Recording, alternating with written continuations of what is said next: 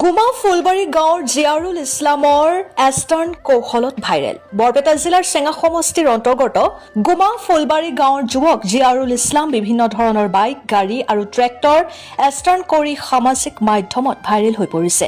যুৱকজনৰ সৃষ্টিশীলতা আৰু যান্ত্ৰিক দক্ষতাই এতিয়া বহুজনৰ মনোযোগ আকৰ্ষণ কৰিছে। জিয়াৰুলে নিজৰ উদ্যোগত এইবোৰ গাড়ী এষ্টাৰ্ণ কৰি নতুন ৰূপত দান কৰিছে। তাৰে ফলস্বৰূপে তেওঁৰ ভিডিঅ'সমূহ এতিয়া সামাজিক মাধ্যমত বহুলভাৱে প্ৰচাৰিত হৈ আছে।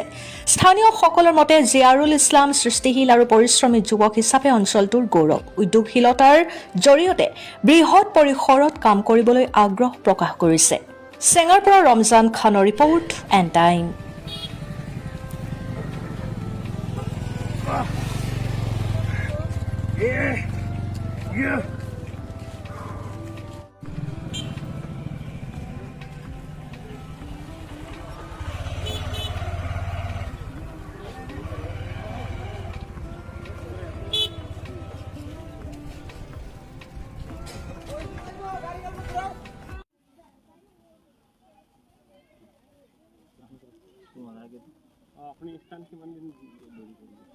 মই মোটামুটি 5 বছৰ ধৰি মই ট্ৰাই কৰি আছোঁ লাহে লাহে।